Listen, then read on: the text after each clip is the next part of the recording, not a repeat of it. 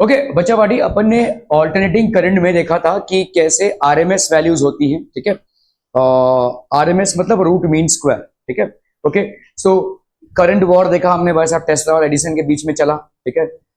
Introduction to AC, peak current क्या होता है, पीक करंट को अपन आई नॉट बोलते हैं, पीक वोल्टेज को अपन ई नॉट बोलते हैं, ठीक है। जो ग्राफ में जो पीक करंट होता है that is basically I naught. Time period for a full cycle, ठीक है। Okay, sinusoidal EMF and its generation. Sinusoidal मतलब आपको जो ग्राफ मिलता है that is a sine graph, sinusoidal graph है, ठीक है।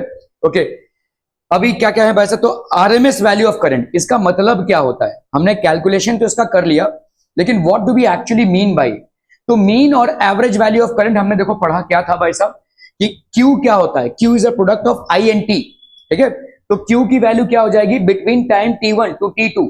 सपोज लो भाई साहब आपका, आपने इंटीग्रेशन किया हुआ है, एप्लीकेशन ऑफ डेरिवेटिव्स भी किया हुआ है, तो जिसमें आपने पढ़ा है कि भाई साहब एरिया अंडर द कर्व क्या होता है, y dx होता है, y dx between the limits x2 से x1 तक। तो यहां पे अगर हम देखेंगे भाई साहब x1 से x2 तक y dx, ठीक है, क्लियर है। ओके, सो इसका एरिया अपन कैलकुलेट करें तो मीन और average value of current, average current कितना हो जाएगा, delta Q by delta T. Average current क्या हो जाएगा भाई साहब, this will B delta Q by delta T, ठीक है।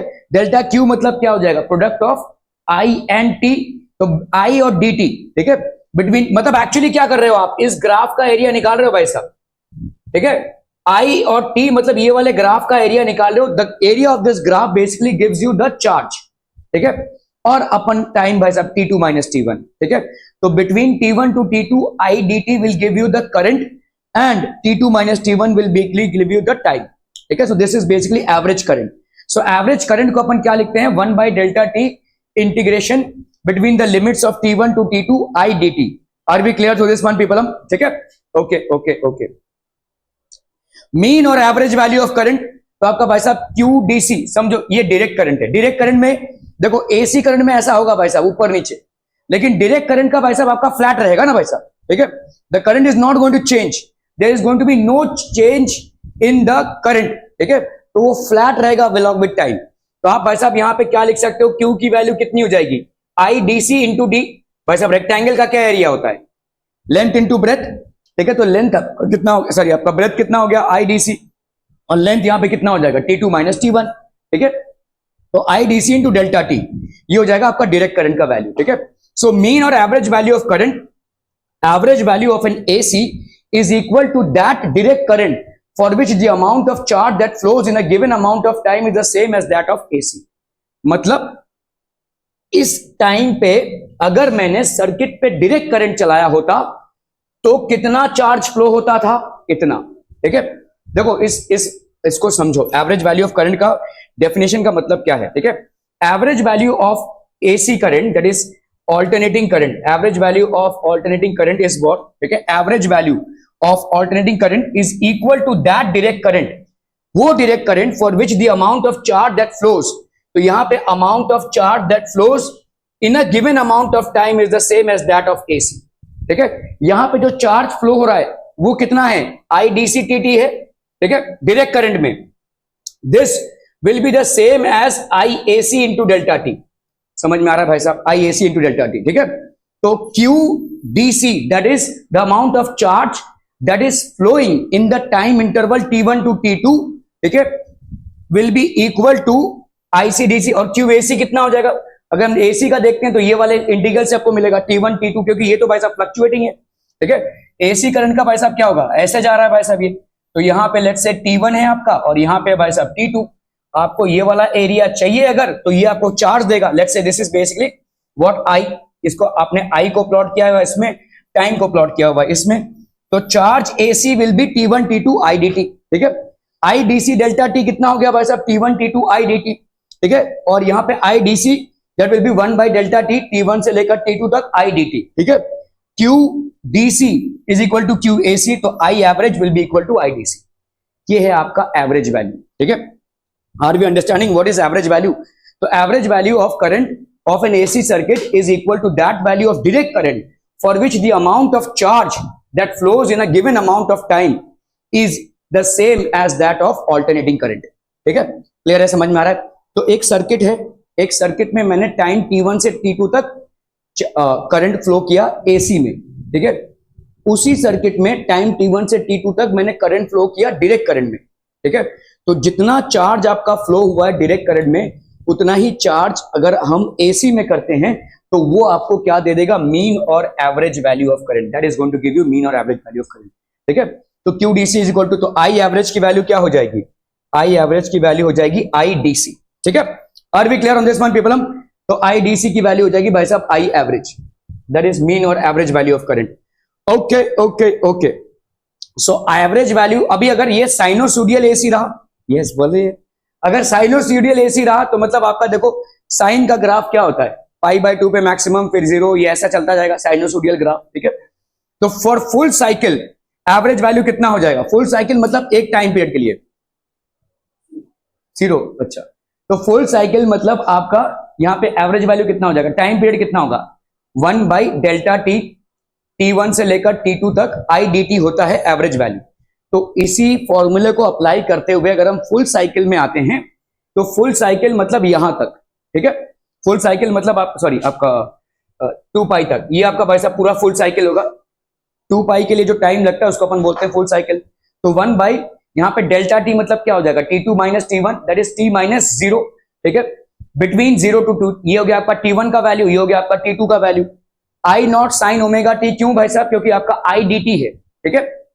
और IDT आप पढ़ चुके हैं, ठीक है। IDT की वैल्यू क्या होती है भाई साहब, हमने पढ़ा हुआ है कि भाई साहब I की वैल्यू, तो आपका भाई साहब एवरेज वैल्यू ऑफ करंट कितना हो जाएगा, average value of current will be 1/Δt, t1 से लेकर t2 तक IDT होता है। अभी यहां पे फॉर फुल साइकिल भाई साहब क्या हो जाएगा, डेल्टा टी की वैल्यू कितनी हो जाएगी, डेल्टा टी की वैल्यू हो जाएगी भाई साहब कितनी, t माइनस 0। यहाँ पे आपका t2 का वैल्यू कितना हो जाएगा, t2 का वैल्यू हो जाएगा फुल टाइम पीरियड, और t1 ऑब्वियसली 0 है भाई साहब, यहां से लेकर यहां तक, ठीक है। ये आपका फुल साइकिल है, तो इसके लिए जो टाइम लग रहा है वो टाइम पीरियड बोलते हैं अपन। तो यहाँ पे डेल्टा टी की वैल्यू होगी t माइनस 0, तो ये हो गया आपका 1/t, ठीक है। यहाँ पे t1 की वैल्यू कितनी है, 0 से लेकर t तक, ये I हो गया। I की वैल्यू हमको मालूम है क्योंकि ये साइनोसोडियल ग्राफ है, तो I not sine omega T होता है, ठीक है। तो यहाँ पे अपने लिखा I not, this is a peak value of current, sign omega T, angular frequency हो गई t, ठीक है।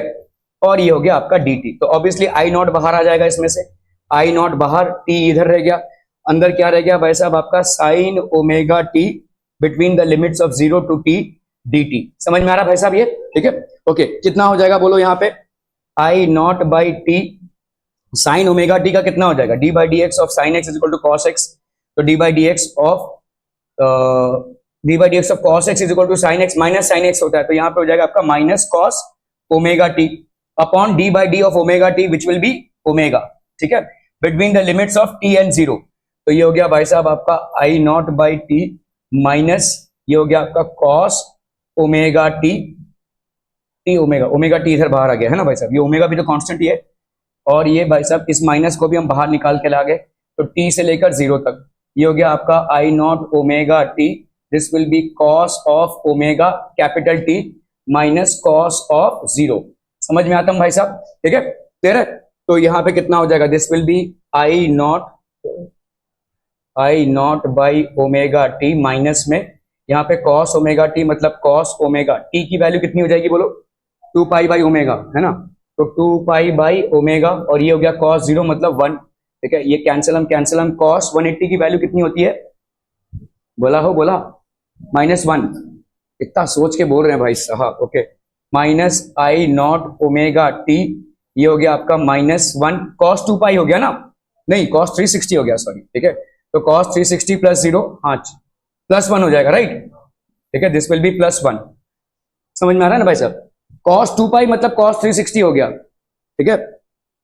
cos 2π मतलब इसको अपन क्या लिख सकते हैं, cos 2π प्लस 0 लिख सकते हैं, ठीक है, और ये फर्स्ट कोऑर्डिनेट में आ जाएगा, तो इसका वैल्यू हो जाएगा cos 0 की वैल्यू 1, ठीक है। तो 1 माइनस 1, तो इसका वैल्यू भाई साहब कितना हो गया, 0। That's how average full cycle में कितना आ जाएगा आपका, 0, ठीक है। Are be clear to this one people, हम, ठीक है। ओके ओके ओके, कहाँ है, अरे ठीक है, ओके। तो आपका भाई साहब यहाँ पे अगर हम हाफ साइकिल का लेते हैं, तो हाफ साइकिल में वही सेम चीज है। देखो हाफ साइकिल में अगर आप डिराइव करेंगे यहाँ पे what will be the value, half cycle में वैल्यू कितना हो जाएगा, तो हाफ साइकिल में वैसा वही देखो एवरेज वैल्यू कितना है, एवरेज वैल्यू हो जाएगा 1/डेल्टा टी और यहाँ पे हो गया आपका T1 से लेकर T2 तक I dt। समझ में आ रहा है ये, ठीक है। हाफ साइकिल में भाई साहब आपका T1 का वैल्यू कितना है 0, हाफ साइकिल मतलब यहां तक भाई साहब, ठीक है। हाफ साइकिल, फुल साइकिल नहीं, हाफ साइकिल, ठीक है। ओके, तो T1 T2 की वैल्यू कितनी हो जाएगी बोलो, कैपिटल T/2। यहां तक फुल साइकिल होता है, इसका टाइम है T, तो इसका आधा टाइम मतलब T/2 हो गया ये, ठीक है। ओके, तो इधर आप डेल्टा टी में क्या लिख सकते हो बोलो, डेल्टा टी में लिख सकते हो T/2 - 0, ठीक है। तो T/2 - 0 मतलब ये हो गया आपका T/2। तो आई एवरेज की वैल्यू बच्चा पार्टी कितनी हो जाएगी 2/T, है कि नहीं, समझ में आ रहा है ये डेल्टा टी की वैल्यू होगी T/2, तो ये 2 ऊपर गया 2/T और बाकी का भाई साहब आप कर लो यहाँ पे कितना हो जाएगा, this will B I0 sin omega T dt between the limits of 0 to T/2। समझ में आता हूं, ठीक है।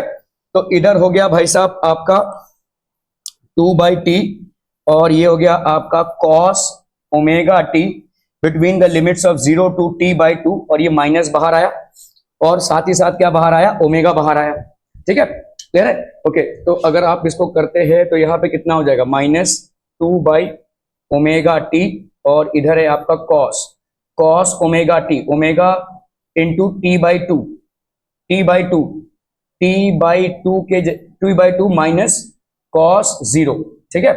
ओके, अभी इसको कर लीजिए भाई साहब -2/ओमेगा टी, इस t को अपन क्या लिख सकते हैं भाई साहब 2π/ओमेगा, तो ये हो गया आपका cos ओमेगा इंटू 2π/2 ओमेगा, हाँ है ना, t होता है 2π/ओमेगा और ये 2 तो पहले से ही था, ये कैंसिल, ठीक है, ये omega omega cancel, cos pi minus cos 0, cos पाई की वैल्यू कितनी होती है बोलो 180 - 1, तो ये हो गया आपका -2 ओमेगा टी और इधर हो गया आपका -1, तो यहाँ पे हो गया भाई साहब आपका -2/ओमेगा टी इंटू -2, कैंसलम 4/ओमेगा टी, टी की वैल्यू कितनी हो जाएगी 2π/ओमेगा, ठीक है। तो 4/ओमेगा इंटू 2π/ओमेगा, इस तरह से भाई साहब कर सकते हैं। तो यहाँ पे देखो I0, अरे हाँ सॉरी I0 तो भूल ही गए भाई साहब, यहाँ पे I0 भी तो निकला था भाई साहब, यहाँ पे हो गया I0,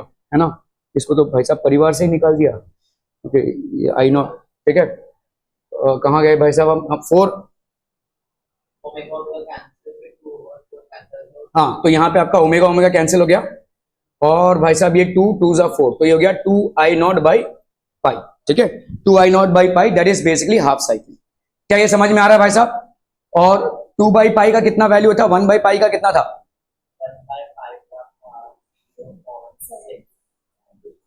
नहीं 2/π का शायद 0.7, फिर भी देख लीजिए एक बार, मैं भूल गया, हाँ।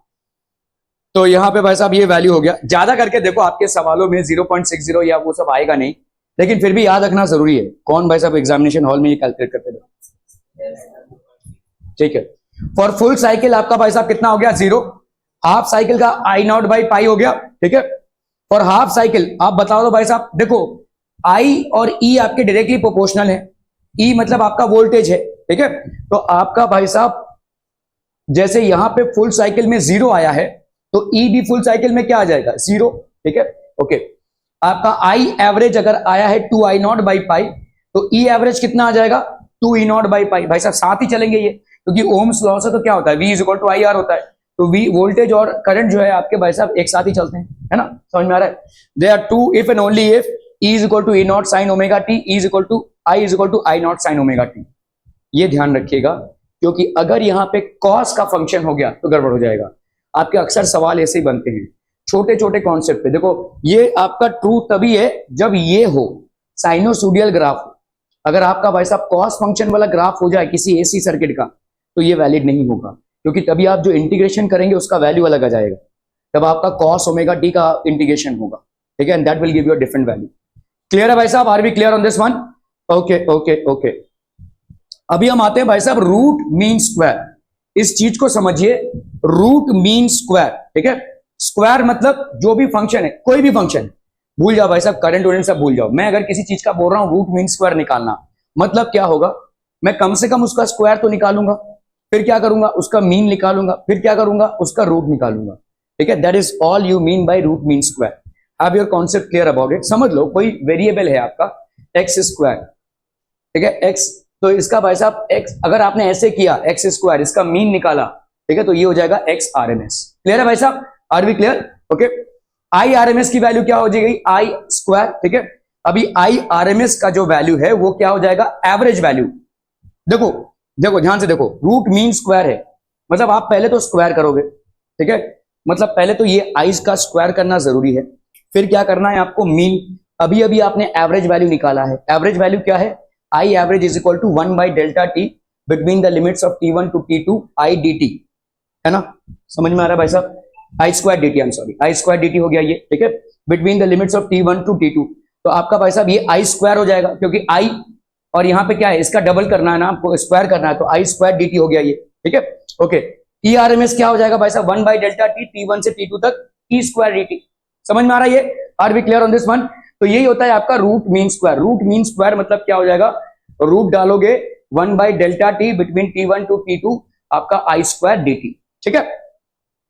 ओके, अभी आपका भाई साहब आपको यहां पे मालूम है कि आई की वैल्यू क्या होती है, I not sine omega T, ठीक है, कर लो भाई साहब इसको आप, ठीक है।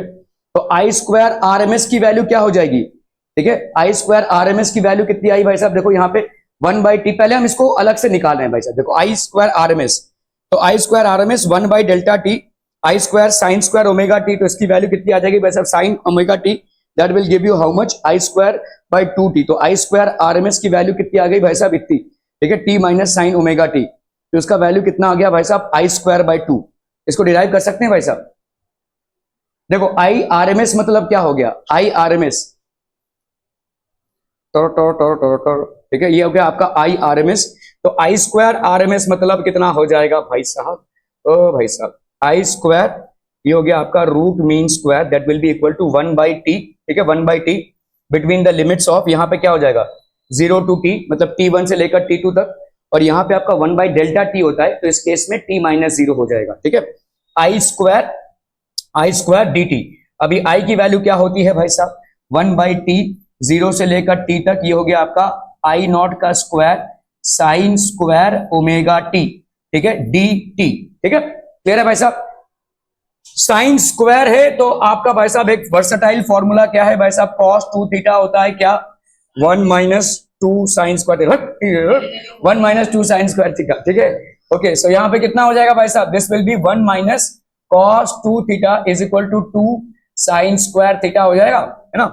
तो साइन स्क्वायर थीटा की वैल्यू कितनी हो जाएगी, this will be 1 minus cos 2 theta upon 2।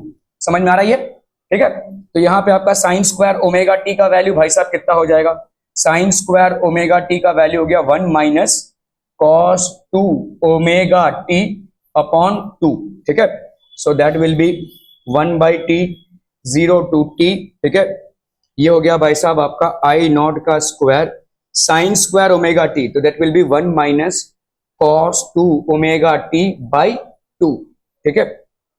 तो आपका भाई साहब ये 2 बाहर आ गया, तो 1 बाई टी और ये 2 बाहर, ठीक है, आई स्क्वायर भी भाई साहब आपका बाहर, आई नॉट का स्क्वायर 0 से लेकर टी तक 1 माइनस cos 2 ओमेगा टी, ठीक है, क्लियर है भाई साहब। ओके, यहां पे आ गया कितना बोलो, आई नॉट का स्क्वायर बाई 2 टी, और इधर कितना हो जाएगा इसका, अगर हम सॉरी डी टी, ठीक है, इसका करते हैं तो यहाँ पे आ गया भाई साहब आपका टी, है ना, टी माइनस 0 आएगा, और यहाँ पे कितना आ जाएगा बोला, अरे बोला ना बोला भाई साहब, इसका cos 2 ओमेगा टी, चल पहले कर लेते हैं भाई साहब इसको, डी इसका आएगा डी टी का आएगा भाई साहब टी, ठीक है, cos 2 ओमेगा टी का कितना आ जाएगा भाई साहब, साइन 2 ओमेगा टी, ठीक है। तो D by D X of sine theta is equal to cos theta, तो आपका cos थीटा का इंटीग्रेशन साइन थीटा आ जाएगा सिंपल, ठीक है। 2 को तो आप बाहर फेंक ही चुके हो पहले, अभी इसका भाई साहब करना है आपको 2 ओमेगा टी का डिफरेंशिएशन, तो यहाँ पे कितना आ जाएगा बोलो बच्चा पार्टी, 2 ओमेगा, क्लियर है भाई साहब, 2 ओमेगा टी का डिफरेंशिएशन करना है बिटवीन द लिमिट्स ऑफ भाई साहब क्या 0 से लेकर टी तक। Are we getting this people हम, ठीक है, ओके ओके ओके, ठीक है, बहुत गंदा हो गया रे, अगर जगह ही नहीं है रे, यहाँ पे पेन इरेजर किधर है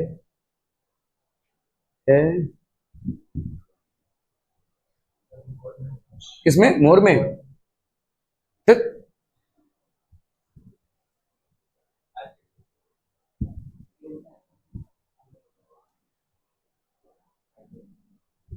वो दबा देंगे पूरा उड़ जाएगा भाई साहब।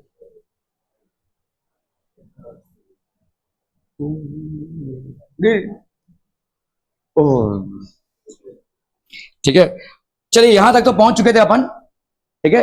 कॉस टू ओमेगा टी यहां तक आ गया था भाई साहब।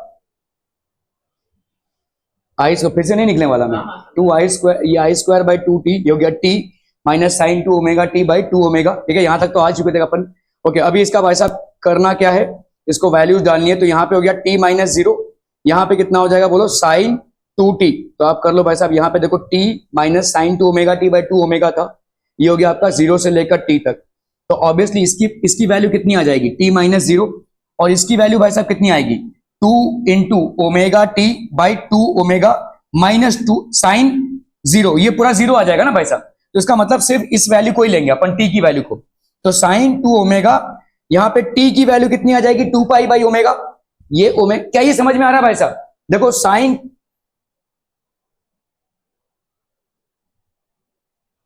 तो यहां पे हो गया आपका sign to omega T upon two omega between the limits of, इसका तो आ गया भाई साहब टी टू जीरो, ठीक है, क्लियर है? ओके, तो यहां पे कितना हो जाएगा बोलो, this will B sign two into omega into T by two omega को बाहर, चलो टू ओमेगा माइनस यहां पे sign two into omega into zero by two omega. तो भाई साहब साइन जीरो की वैल्यू जीरो होती है, मतलब ये पूरा का पूरा जीरो हो जाएगा, तो बस इतना ही बचेगा आपका। तो ये आपका minus sine two into omega two pi by omega upon two omega, समझ में आ रहा है भाई साहब? ये पूरा टू ओमेगा है, ठीक है। कैंसलम, तो यहां पे हो गया आपका minus sine four pi, sine four pi by two omega. अभी साइन फोर पाई की वैल्यू कितनी हो जाएगी, साइन पाई की वैल्यू होती है कितनी, साइन पाई की वैल्यू होती है भाई साहब जीरो, साइन पाई की वैल्यू जीरो, तो साइन फोर पाई की भी वैल्यू कितनी हो जाएगी भाई साहब, जीरो, ठीक है। साइन 180 की वैल्यू कितनी होती है, साइन 180 की वैल्यू ऑब्वियसली जीरो होती है ना भाई साहब। तो साइन अगर मैं पाई की वैल्यू लूं तो ये कितना हो जाएगा, जीरो। बताओ मेरे को साइन टू पाई की वैल्यू कितनी हो जाएगी, साइन टू पाई की वैल्यू मतलब आपका two sine pi cos pi ना, sine two theta is equal to sine theta cos theta. भाई ये अगर जीरो है तो ऑब्वियसली पूरा जीरो ही हो जाएगा ना, ठीक है। इसी तरह से आप साइन फोर पाई तक जाएंगे तो ये जीरो ही आएगा, ठीक है। So that will B basically zero. तो इसका मतलब ये वाला पोर्शन आपका क्या हो गया, जीरो। बाहर क्या क्या इंतजार कर रहा है आपका, आई नॉट का स्क्वायर और भाई साहब टू टी, इधर क्या बचा भाई साहब आपका टी माइनस जीरो, ठीक है। कैंसलम आपका टी माइनस जीरो, टी आ जाएगा। तो ये हो गया आपका आई नॉट का स्क्वायर अपॉन टू। तो this is basically I R M S, sorry I square R M S आया ये। So this is I square R M S is equal to I naught का square upon two. So therefore I R M S is equal to I naught upon under root two, ये हो जाएगा आपका root mean square, ठीक है। Clear है? Are we clear on this one people? तो आपका एवरेज ऑफ हाफ साइकिल आपने क्या निकाला, I average of half cycle is कितना, टू आई नॉट बाई, ठीक है, I average half cycle two I naught by pi, ये अपन प्रूव कर चुके हैं। ई एवरेज मतलब voltage of half cycle, that will be two E not by pi. यहां पे आपने प्रूव कर दिया आई R M S is equal to I naught by under root two, ठीक है। एक मिनट,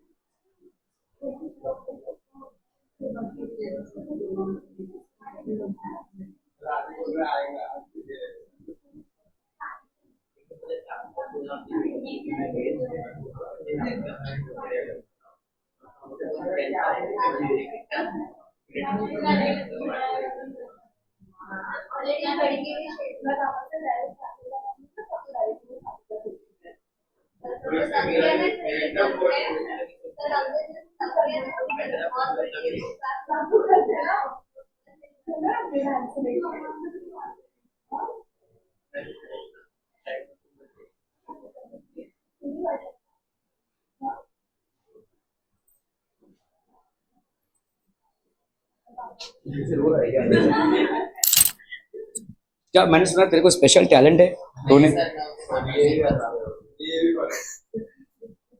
पलटी मार रहा है, बोला नाच नहीं कर रहा था। नहीं, मैंने सुना है कि तू रो सकता है, ऐसे मजाक मजाक में भी रो सकता है, आंखों से आंसू निकल सकते हैं।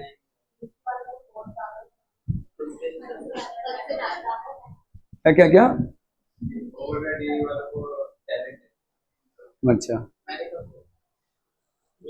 नहीं नहीं, अगर है तो अच्छी बात है। नहीं नहीं नहीं नहीं, सच में अच्छी बात है, मैं सच में बोल रहा हूं। क्योंकि देखिए हमारे समाज में जो परवरिश है उसके हिसाब से अगर आप देखोगे, पता नहीं मैं कब लास्ट टाइम रोया था, मुझे मालूम ही नहीं है।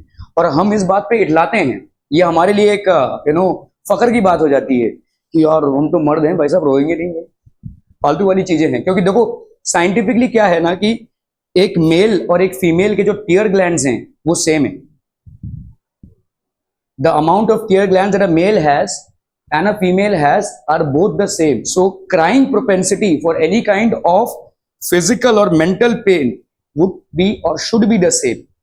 लेकिन हमारी परवरिश में छोटे से ही बोला जाता है कि क्या लड़के होके रो रहे हो, क्या लड़के होके रो रहे हो। और ये हमारे दिमाग में इतना ज्यादा प्रभाव करता है कि हम रोना छोड़ देते हैं। और उसका एक बहुत दुष्परिणाम हमारे समाज में ये है कि आज की तारीख में जितने भी आपके हार्ट अटैक केसेस हैं, 10 out of 9 are for males only, because males are not able to vent out their emotions. आपके इमोशंस को हम भाई साहब हम वेंट आउट नहीं कर सकते, क्योंकि हम आप चाहते हुए भी नहीं रो सकते। मैं अपने पर्सनल उसमें बोल रहा हूँ कि I don't know when the last time I cried. मेरे फैमिली में कुछ 3-4 महीने पहले एक इंसिडेंट हुआ और मैं डेड बॉडी के साथ ही था। एक एक्सीडेंटल डेथ का केस था and I was with the dead body and I know that person very well, लेकिन फिर भी मेरी आंख से आंसू नहीं आया। तब आया जब भाई साहब मॉम डैड उसके ऊपर रोने लगे, मतलब उसके मॉम डैड उसके ऊपर रोने लगे, then I somehow cried, but I feel that this is a major failure in my life। कम से कम मेरे लाइफ में तो ये एक फेलियर है, ठीक है। और उन तमाम लड़कों के लाइफ में भी है जो रो नहीं सकते। ये हमारी सामाजिक परवरिश का एक दुष्परिणाम बोल सकते हैं हम, ठीक है। और यहाँ पे मैं लड़कियों से खासकर बोलना चाहता हूँ कि जब भी आप समझ लीजिए ऐसी कोई सिचुएशन बनती है कि आपको अरेंज मैरिज करना है, नहीं आई एम सेइंग दिस, ठीक है। और लेट्स से भाई साहब लड़का आपको देखने आया है तो आप तो उसका इंटरव्यू लेंगे, शिक्षित हैं आप भाई साहब, लेना ही चाहिए। इंटरव्यू में एक सवाल पे उसको रिजेक्ट कर देना, तुम लास्ट टाइम रोए कब थे। अगर उसने ये बोला कि भाई मैं मर्द का बच्चा हूं भाई साहब, मैंने कभी रोया नहीं, तभी का तभी उसको रिजेक्ट कर देना। अगर उसने ऐसा बोला तो जो रोया नहीं है ना वो रुलाएगा बहुत, ठीक है। So please be aware of this. तो मतलब अगर आप रो सकते हैं तो इट्स एक्चुअली गुड। अगर एक्टिंग में भी आप रो सकते हैं तो you are making use of your tear glands which for हमारे अंदर ये डिसफंक्शनल हो चुका है, ठीक है। और ये हमारा मतलब डेवलपमेंट नहीं है, ये हमारा एवोल्यूशन नहीं है, ये हमारा मिस एवोल्यूशन है, ठीक है। ओके खैर यहां पे देखो आई आर एम एस की वैल्यू कितनी हो गई, I naught by √2, E R M S की वैल्यू हो गई भाई साहब ई नॉट बाई √2, ठीक है। Are be clear? ओके। तो आपका देखो एसी जनरेशन हमारे लिए इंपॉर्टेंट क्यों है, क्योंकि जो पावर हाउसेस से इलेक्ट्रिसिटी जनरेट हो रही है, कहीं दूर दराज गांव में किसी डैम में आपका पावर जनरेट हो रहा है और आपके घर तक पहुंच रहा है, it's a huge distance that needs to be covered. और यहाँ पे AC generated in power plant can be transmitted over large distances using transmission cables at high voltage, ठीक है। आप ट्रांसमिशन केबल्स से ही इसको विदाउट मच लॉस, अगर आपने DC सर्किट लगाया होगा तो बहुत लॉस ऑफ होगा आपका, ठीक है। This AC voltage is made usable as per the voltage requirements of the users using step up और स्टेप डाउन ट्रांसफॉर्मर्स, जो इस चैप्टर में आपका लास्ट टॉपिक है, ट्रांसफॉर्मर्स, स्टेप अप और स्टेप डाउन ट्रांसफॉर्मर्स, ठीक है। लेकिन दूर दराज इलाकों से आप तक जो इलेक्ट्रिसिटी पहुंच रही है वो AC सर्किट्स के माध्यम से ही पहुंच रही है, ठीक है।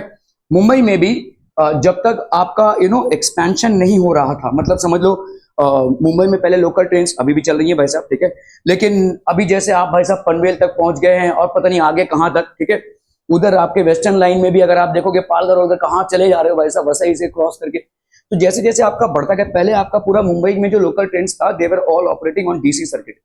It's since the last 10 years they have all been converted into AC, क्योंकि आपका भाई साहब डिस्टेंस बढ़ता जा रहा है, डिस्टेंस बढ़ता जा रहा है तो पावर का लॉस काफी होगा, इसीलिए सबको एसी में कन्वर्ट कर दिया गया। आज की तारीख में तो हार्डली डीसी सर्किट एग्जिस्ट, आपके से मोबाइल के चार्जर्स या लैपटॉप के चार्जर्स में ही डीसी सर्किट का अरेंजमेंट है, otherwise I don't think anywhere else DC circuit exist. हाँ, आपके कार बैटरीज में डीसी सर्किट एग्जिस्ट करता है, इन्वर्टर बैटरीज में डीसी सर्किट एग्जिस्ट करता है, लेकिन I don't think there is much use of DC circuits anymore, ठीक है, ओके। हाउस होल्ड करंट, तो आपका भाई साहब इंडिया में हाउस होल्ड करंट की वैल्यू या वोल्टेज की वैल्यू 220 है और भाई साहब 50 हर्ट्ज का फ्रीक्वेंसी है, ठीक है, तो ERMS की वैल्यू कितनी है 220 वोल्ट। ये आप लिख लीजिए क्योंकि सवालों में अक्सर लोग कंफ्यूज हो जाते हैं, यार ERMS तो बताया नहीं है, मालूम होना चाहिए। आप इंडिया में अगर आप रहते हैं तो ERMS की वैल्यू 220 वोल्टेज है, ठीक है।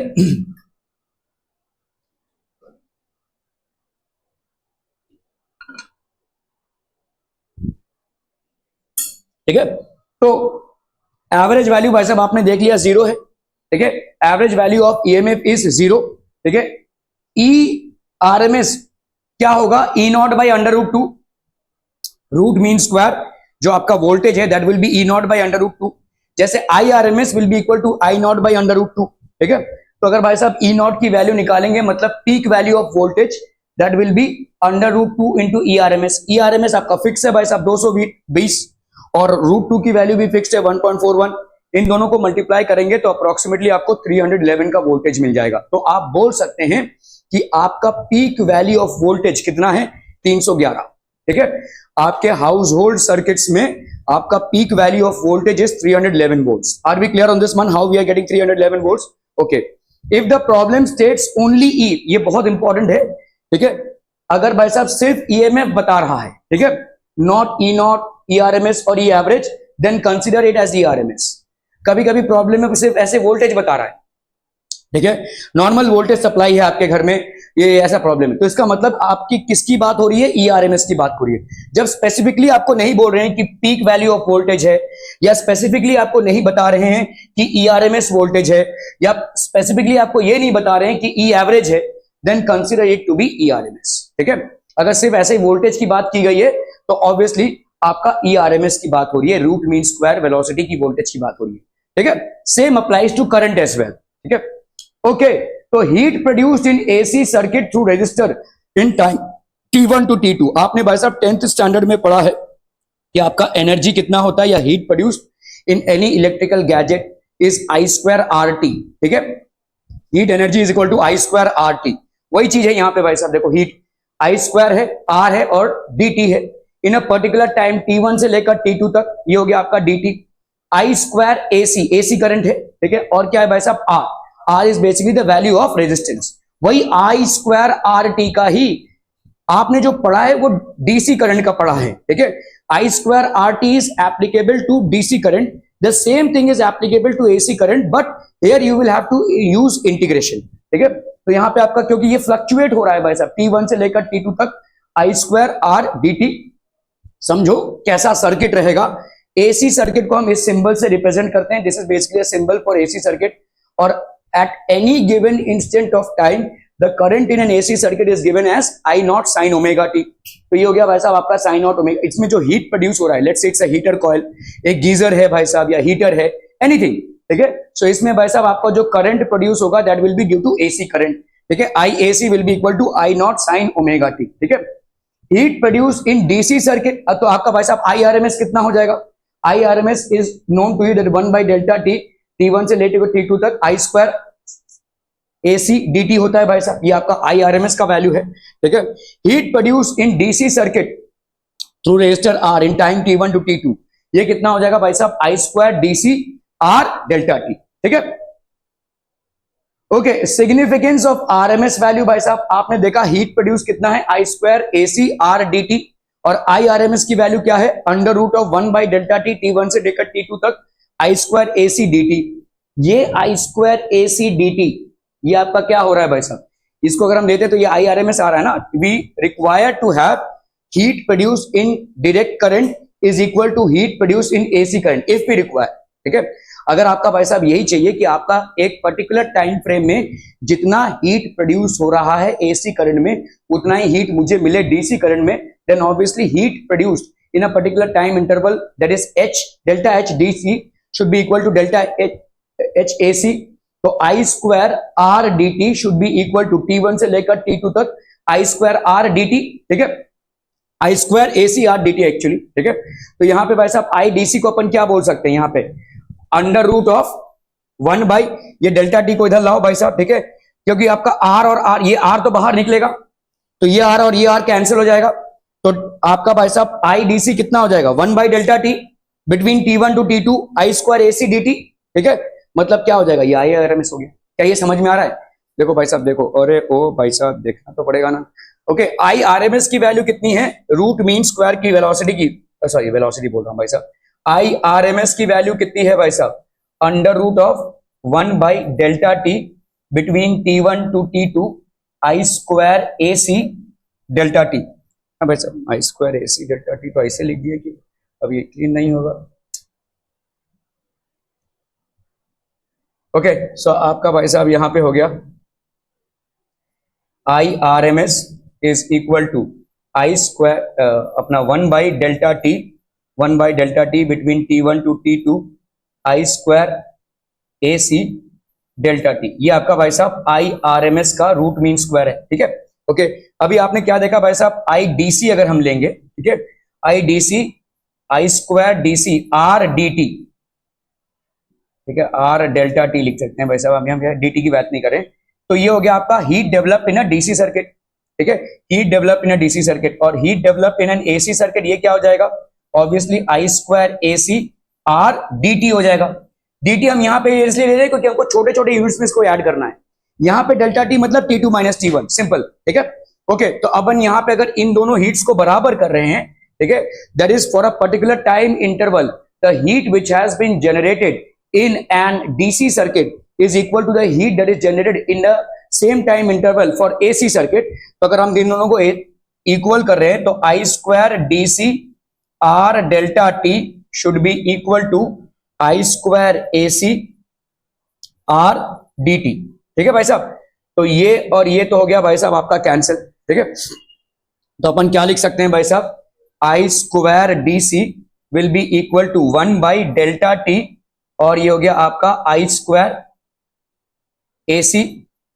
ठीक है, आई स्क्वायर, सॉरी आपका भाई साहब ये तो ए सी पूरा जाएगा। ठीक है, ओके, तो आई स्क्वायर ए सी, तो अगर हम यहां पे देखो I square R delta T between T1 to T2 I square R कर रहे हैं, तो ये आर तो आपका बाहर आएगा, दिस आर, ये वाला आर और ये वाला आर कैंसिल हो जाएगा, तो आई डी सी की वैल्यू कितनी हो जाएगी, आई स्क्वायर डी सी की वैल्यू आ जाएगी भाई साहब 1 by delta T between T1 to T2 I square A C R D T sorry.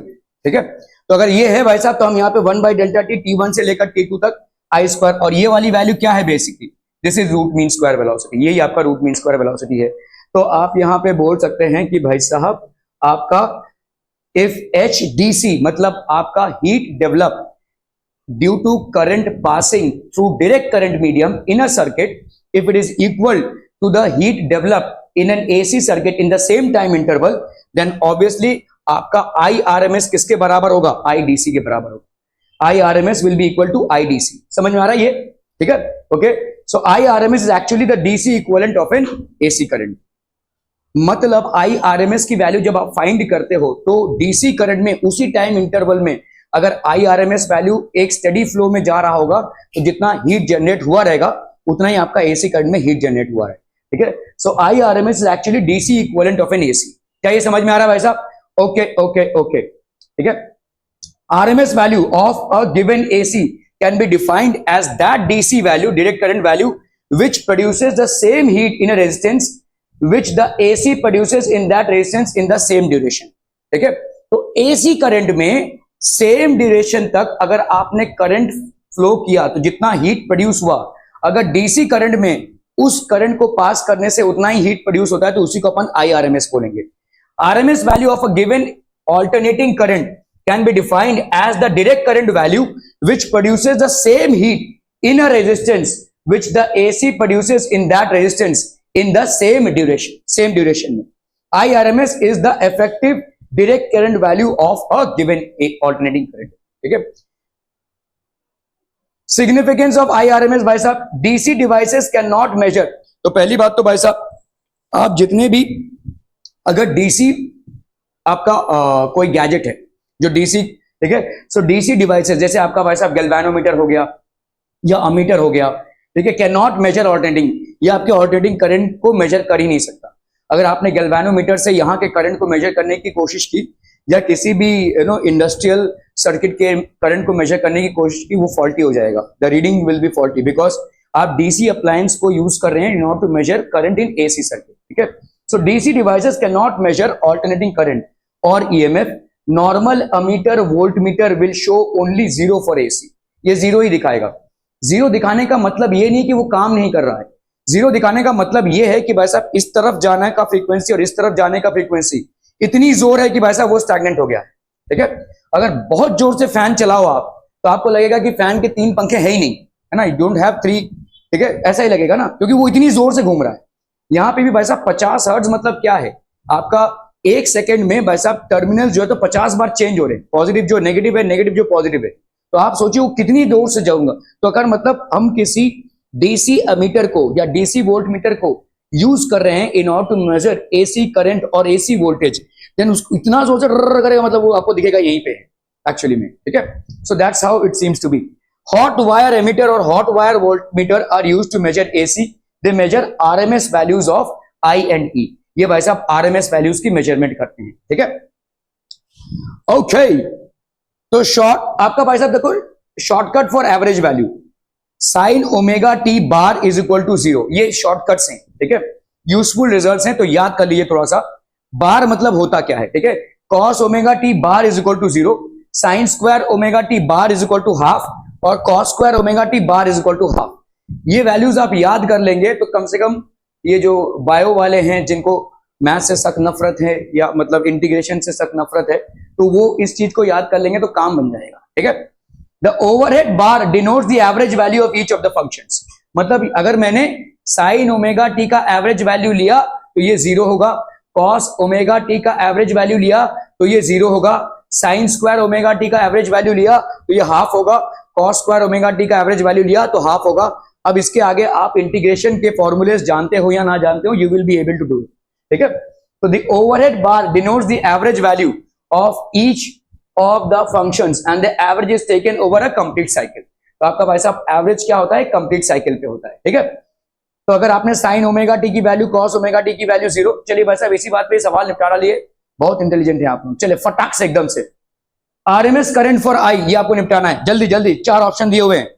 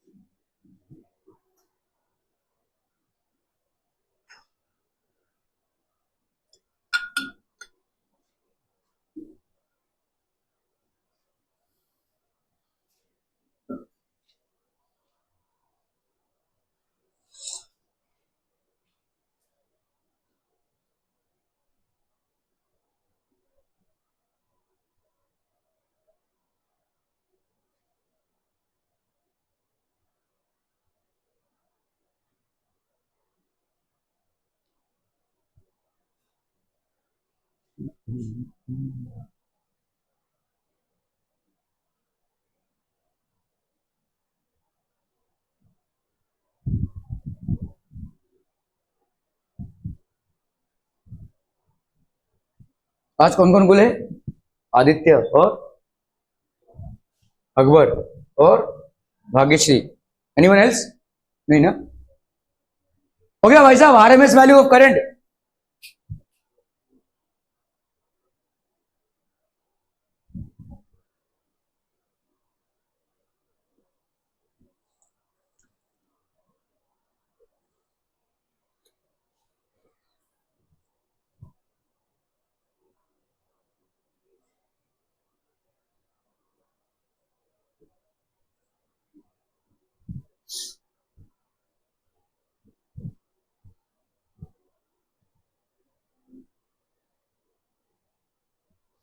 आई की वैल्यू यहाँ पे दी हुई है I naught, that is peak value of current, plus I not sine omega T, ठीक है। तो भाई साहब आई आर एम एस कितना हो जाएगा, आई बार का स्क्वायर, समझ में आ रहा है ये आई बार का स्क्वायर। अभी अभी मैंने आपको बताया कि भाई साहब अगर आप आई बार लगाते हैं तो ये आई बार इस पूरे के ऊपर बार आ जाएगा, बार मतलब RMS value, root mean square, ठीक है। तो आई आरएमएस की वैल्यू क्या हो जाएगी, बाई बार आपका आई स्क्वायर बार, ठीक है। तो यहां पे हो गया भाई साहब आपका पूरा आई का वैल्यू लिखिए, यहाँ पे I not plus I not sine, root mean square है भाई साहब, ठीक है। तो बार मतलब हो गया एवरेज, रूट स्क्वायर है, और ये हो गया रूट, और ये हो गया बार मतलब एवरेज, ठीक है। तो देखो जैसे भाई अभी आपने पढ़ा ना कि भाई साहब साइन ओमेगा टी मतलब ये क्या है, बार वैल्यू है, average value of sine omega T is 0, average value of cos omega T is 0, the overhead bar denotes the average value, समझ में आ रहा है ये। और average value of sine square omega T is 1/2, average value of cos square omega T is 1/2।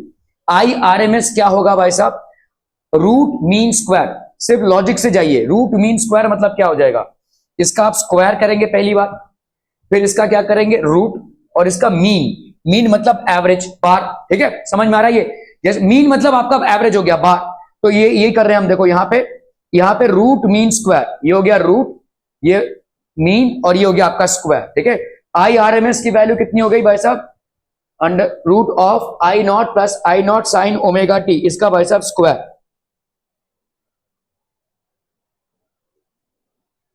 ठीक है, okay.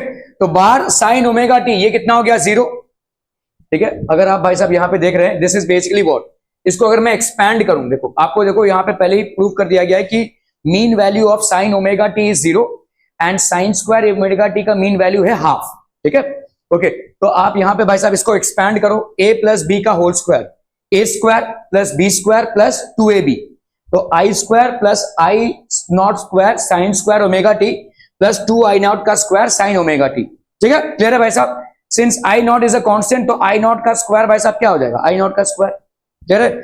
इसका स्क्वायर अगर हम एवरेज वैल्यू लेंगे तो वही होगा भाई साहब स्क्वायर, ठीक है, ओके। तो आपने भाई साहब यहाँ पे आई नॉट का स्क्वायर ये हो गया, क्योंकि आपका भाई साहब यहाँ पे भी बार लगता था, लेकिन यहाँ पे आई नॉट का स्क्वायर का मीन वैल्यू आई नॉट के स्क्वायर के बराबर ही होगा, ठीक है, कांस्टेंट है ना, आई नॉट तो पीक वैल्यू है ना, तो इसका भाई साहब अगर मीन वैल्यू निकालेंगे तो पीक वैल्यू तो सेम ही रहेगी, ठीक है, ओके। तो आई नॉट का स्क्वायर प्लस आई नॉट का स्क्वायर हाफ, क्यों, साइन स्क्वायर ओमेगा टी का बार वैल्यू कितना है हाफ, तो ये हो गया हाफ, आई नॉट का स्क्वायर साइन ओमेगा टी का बार वैल्यू कितना है, या भाई साहब एवरेज वैल्यू कितना है 0 इंटू 0, तो आपका भाई साहब यहाँ पे I square plus I square by 2, तो ये कितना है, हाँ प्लस 2, ये तो 0 हो गया भाई साहब, ठीक है, 3/2 आई स्क्वायर, हाँ आई 1 प्लस 1/2, तो ये हो गया आपका 3/2 आई नॉट का स्क्वायर। तो आई आर एम एस कितना हो गया भाई साहब, आई नॉट अंडर रूट 3/2, तो इसमें भाई साहब ये वाला बदला हो गया, ठीक है, क्लियर है, हो गया, खत्म हो गया।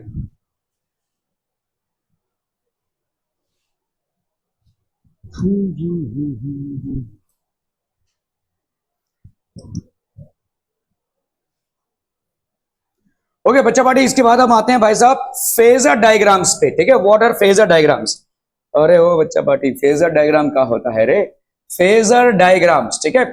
तो phasors and phasor diagrams are rotating vector that represents a sinusoidally varying quantity is called a phasor. तो एक रोटेटिंग डायग्राम है भाई साहब, ठीक है, कोई भी रोटेटिंग वेक्टर है, ये रोटेटिंग वेक्टर मतलब ये वेक्टर है, इसको भाई साहब आप ऐसे घुमा रहे हैं, कोई एक वेक्टर है, एक रोटेटिंग वेक्टर, अ रोटेटिंग वेक्टर, ठीक है, that represents a sinusoidal varying quantity is called a phasor। तो क्या आपका भाई साहब वोल्टेज या अगर आप करंट लेंगे, is it a sinusoidal function in AC circuit? Yes it is, ठीक है, okay।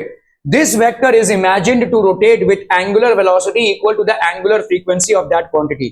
Its length represents the amplitude of the quantity and its projection upon a fixed axis gives the instantaneous value of the quantity, ठीक है। ये हो गया भाई साहब आपका E नॉट, ये हो गया भाई साहब आपका आई नॉट, तो ये हो गया आपका ई नॉट ये पूरा, और ये हो गया आपका आई नॉट, ठीक है।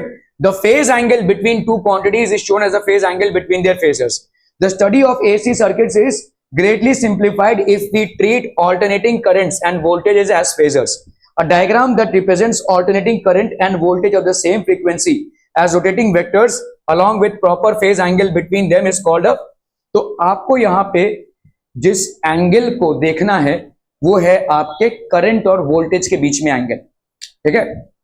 आपको अलग अलग सर्किट्स मिलेंगे, कहीं पे आपका रेजिस्टर ही है एसी सर्किट में, कहीं पे आपका भाई साहब कैपेसिटर का और एसी सर्किट है, और कहीं पे आपका इंडक्टर और एसी सर्किट है, कहीं पे आपका रेजिस्टर और इंडक्टर है, कहीं पे आपका कैपेसिटर और इंडक्टर है, कहीं पे आपका भाई साहब कैपेसिटर। तो इस तरह से एलसीआर है, एलसी है, सीआर है, इस तरीके के सर्किट्स बनेंगे।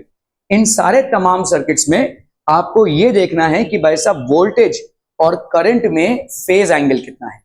कहीं पे करंट आपका आगे जाएगा वोल्टेज से, और कहीं पे वोल्टेज आपका करंट से आगे जाएगा। इस छोटी सी चीज को अगर आप समझ लेंगे तो एलसीआर सर्किट जो है आपके लिए कॉम्प्लेक्स नहीं होगा, ठीक है। फेजर डायग्राम्स हैं ये, these are basically phasor diagrams. तो ई नॉट मतलब क्या है, पीक वैल्यू ऑफ करंट। अगर आप साइनोसॉइडल फंक्शन को प्लॉट करते हैं, you will get a circle like this. इसी तरह से आपने भाई साहब करंट को अगर प्लॉट किया हुआ है, देखो ये है क्या, आप बोले ये कहां से हो गया भाई साहब, ठीक है।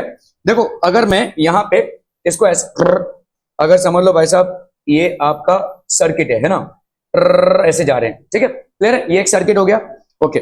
यहां पे भाई साहब क्या हो रहा है, देखो जब मैं जीरो पे था, ठीक है, जब मैं जीरो पे था तो यहां पे था भाई साहब करंट आपका क्या था, जीरो। अभी भाई साहब मैं पीक वैल्यू पे गया जब आपका π/2, तो आपका ये पूरा कैसा हो रहा है, ये आप ऐसे देखो, इसको ऐसे समझो, ये डायग्राम है, ठीक है, और आपका जो ऑसिलेशन हो रहा है वो ऐसे ऐसे हो रहा है, मतलब मीन पोजीशन से आप इधर आए, ऐसे जा रहे हैं, ठीक है। आप अगर किसी डायग्राम को, अगर किसी फेज को आप सर्कल में रिप्रेजेंट कर रहे हैं तो आपका बेसिकली क्या है, ऑसिलेशन हो रहा है, ढप, ये ढप, ठीक है, ऑसिलेशन हो रहे हैं, ठीक है। ये आपका मैक्सिमम वैल्यू है, ठीक है, मैक्सिमम वैल्यू, मैक्सिमम वैल्यू, ये देखिए आपका मैक्सिमम वैल्यू, इस पूरे सर्कल में ये आपका मैक्सिमम वैल्यू होगा। समझ में आ रहा है ये, ठीक है। सो इसी को अपन क्या बोलेंगे भाई साहब, फेजर डायग्राम और Argand diagram, and is applicable to both current as well as voltage. Current और वोल्टेज दोनों पे भी भाई साहब ये एप्लीकेबल है, ठीक है। ओके, चलिए भाई साहब देखते हैं यहां पे, suppose the alternating EMF and the current in a circuit are given by. तो आपका भाई साहब obviously we know that EMF की वैल्यू क्या होती है, E not sine omega T, और आई की वैल्यू क्या होती है, I sine omega T plus five. अब इस चीज को समझिए, ठीक है, यहां पे ध्यान से देखिए, ये ई है, ठीक है, E not sine omega T लिया हुआ है आपने, ये ओमेगा टी है, आई जो है लेट्स से ये ओमेगा टी प्लस फाइव है।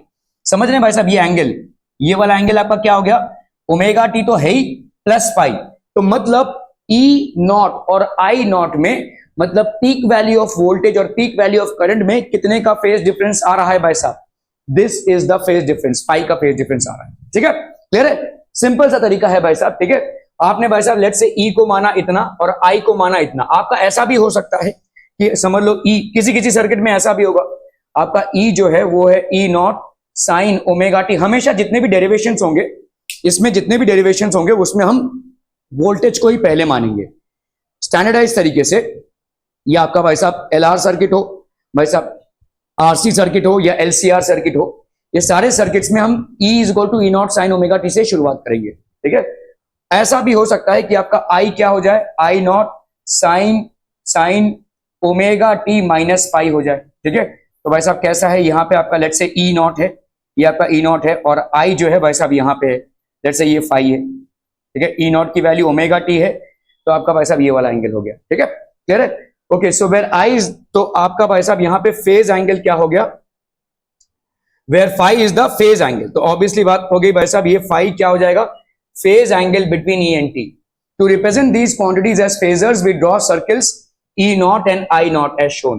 तो एंगल ए ओ एक्स की वैल्यू भाई साहब कितनी हो गई, देखो एंगल ए ओ एक्स, इसकी वैल्यू हो गई ओमेगा टी, ठीक है, एंगल ए ओ एक्स की वैल्यू ओमेगा टी। तो एंगल बी ओ एक्स की वैल्यू कितनी हो जाएगी, एंगल बी ओ एक्स, इसकी वैल्यू हो जाएगी omega T plus phi, omega T plus phi, ठीक है। The vector O A represents phasor E of the magnitude E nought and vector O B represents phasor I of magnitude I nought, both rotating with the same angular velocity omega in the anti-clockwise direction, ठीक है। The projection OM is equal to E, the projection of OM, आपका भाई साहब यहाँ पे OM है, OM, ठीक है, the projection of OM, ये हो गया भाई साहब OM, ये हो गया आपका क्या, ये आपका प्रोजेक्शन है, देखो प्रोजेक्शन मतलब ये वाला परपेंडिकुलर पार्ट, ठीक है। E का प्रोजेक्शन क्या है भाई साहब OM, और आई का प्रोजेक्शन क्या है बोलो, ओ एन। समझ में आ रहा है ये, ठीक है, ओके। सो यहां पे हम देखेंगे the projection of O M is equal to E and O A on the vertical axis represents the instantaneous value of alternating current. तो आपका भाई साहब इसका जो प्रोजेक्शन है, मतलब देखो करंट ऐसा हो रहा है, वोल्टेज भी, ठीक है। तो इसका मतलब ये क्या हो गया, टाइम के साथ ये चेंज होता रहेगा, ठीक है। जब आपका भाई साहब एकदम पीक वैल्यू हो जाएगा तो ई नॉट की वैल्यू ई के बराबर इंस्टेंटेनियस करंट, ठीक है। वरना ये भाई साहब जीरो से लेकर यहां तक आता रहेगा, ठीक है। तो ये आपका कम ज्यादा हो रहा है, मतलब ये इस प्रोजेक्शन को अपन क्या बोलेंगे, this is known as instantaneous current. तो the projection of voltage along the vertical axis and the projection of current along the vertical axis is known as instantaneous voltage or instantaneous current, ठीक है, clear है, okay. The projection ON I of OB on the vertical axis represents the instantaneous value of the alternating current. The angle phi, that is angle AOB, represents the phase angle between phasors कौन कौन से भाई साहब, E and I. In the present case the current leads the EMF. अभी आप यहां पे देखोगे तो दिख रहा है कि करंट जो है तो वोल्टेज से फाई एंगल भाई साहब ज्यादा लीड कर रहा है। बत्ती गुल हो रही है, इधर भी बत्ती गुल हो रही है, ठीक है। तो current is leading the voltage by a phase of phi. Clear है, are we clear on this one people हम, ठीक है, okay. So we can write, अगर करंट लैग कर रहा हो, ठीक है, वोल्टेज से करंट लैग कर रहा हो तो I is equal to I not sine omega T minus five, ठीक है, क्लियर है, ओके।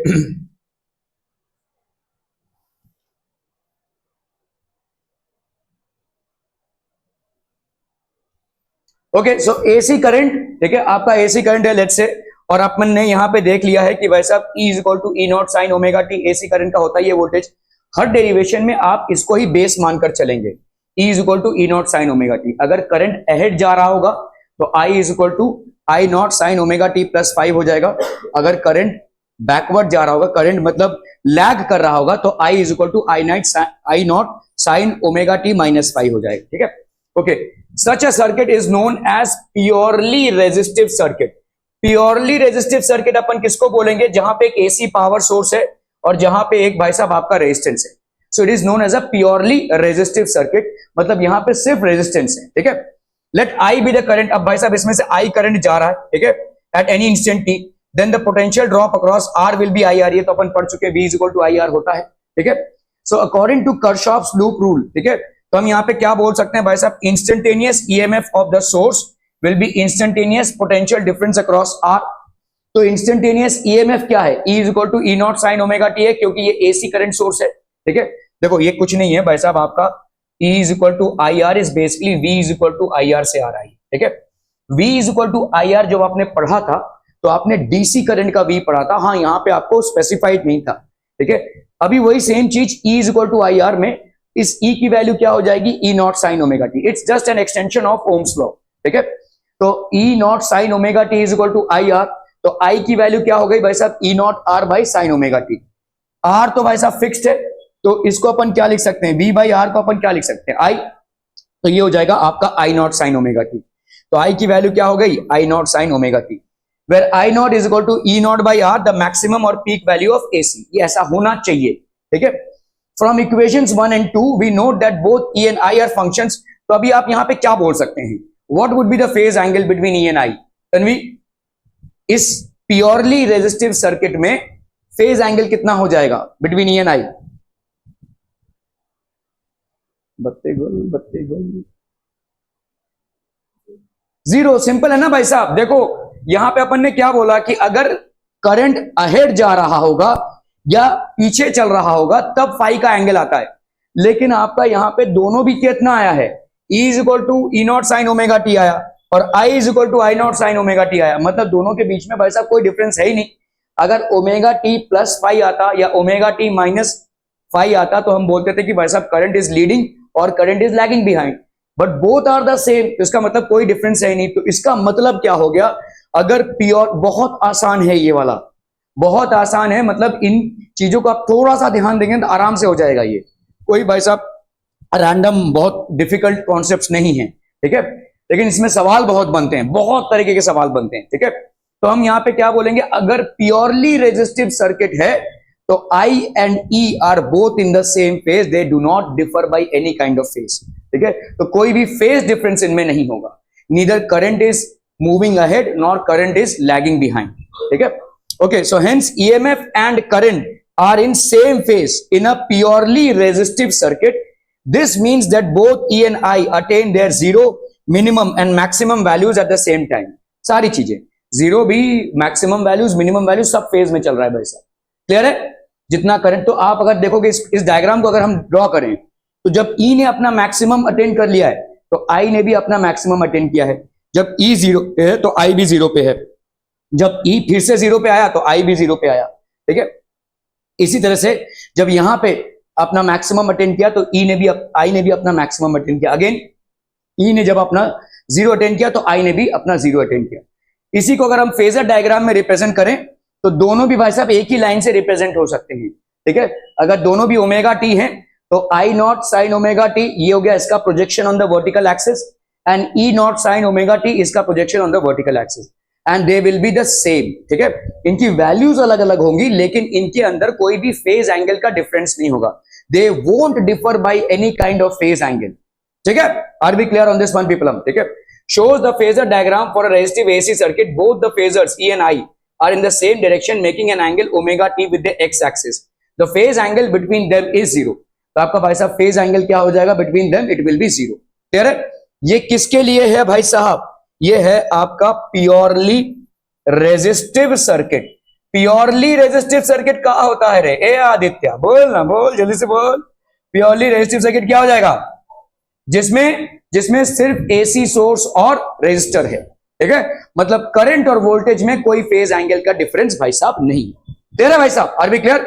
Okay okay okay.